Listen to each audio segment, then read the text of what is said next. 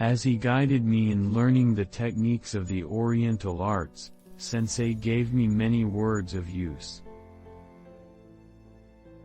More than 40 years have passed since then, and his words continue to reverberate in my being, with even more power than the moment of their utterance.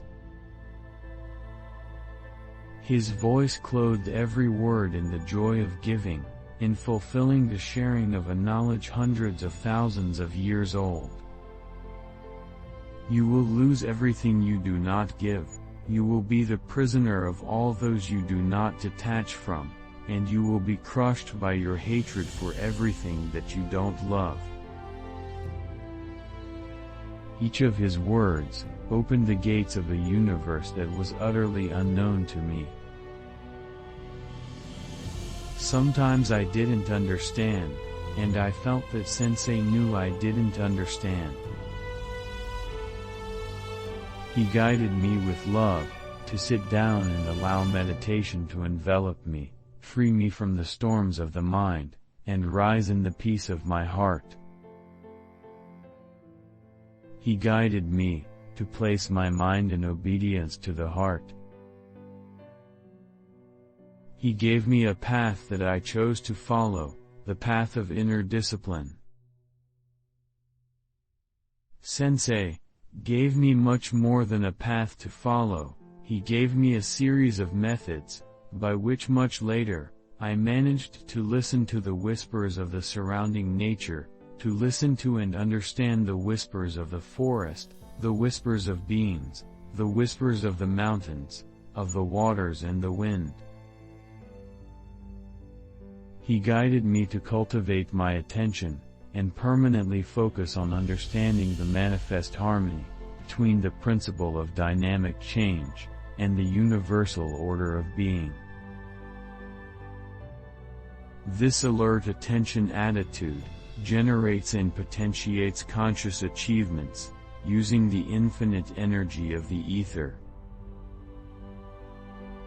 He said, to know and to be able to keep in this moment, and any circumstance, this attitude, it works permanently with you, until you realize the unity between the vital energy, mind, and body.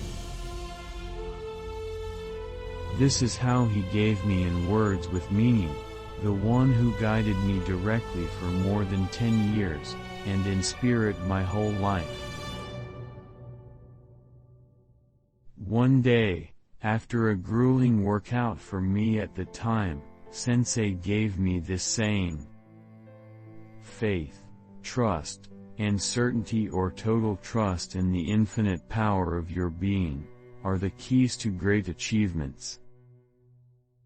You can flirt with the belief that you can accomplish anything, but you will never accomplish anything truly great if you don't start moving in the direction of accomplishment.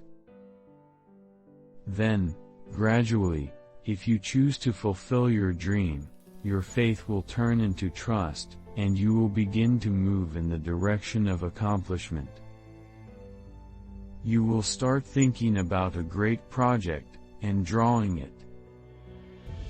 While working on your great project, you will feed, within yourself, the seed of certainty, and from the moment that seed will germinate, you will become aware of your true infinite inner power, and the fact that you will carry out that project. The certainty within you will open the gates of infinite powers to you. The story of those who commit is always different from those who tell and listen to the stories of others, of those who waste their time in nothing useless to their evolution. The difference is made by discipline, the self-discipline of life. This path of self-discipline has nothing unnatural in it. It is not a self-imposition of a way of life. If so, then it would be a self-aggression that will not only never bring about the fulfillment of a dream, but will lead to a state of chronic fatigue, a state of the accelerated loss of life energy. Self-discipline is natural, and brings us huge benefits and energy boosts, that we can't even quantify, only when the impetus comes from our hearts, not our minds. Forced self-discipline, which arises from our mind's values not yet in the obedience of our heart, follows, sabotages any energy of accomplishment. The first step on the path of self-discipline is the loving placement of the mind in the obedience of the heart. In this way, we permanently eliminate any kind of self-aggression that our minds can give birth to. Our hearts do not know imposition, coercion, the aggression of any kind, because our hearts are just love, nothing else, just love. Listening to the messages of our hearts, and understanding them, is called intuition. The purpose of the mind is to follow them strictly, not judge and deny them. Through thousands of arguments springing from the unnatural values, it has been loaded with over time. The purpose of the mind is to put into practice, to accomplish through its logical power of organization. The mind is a helpful computer. Only that.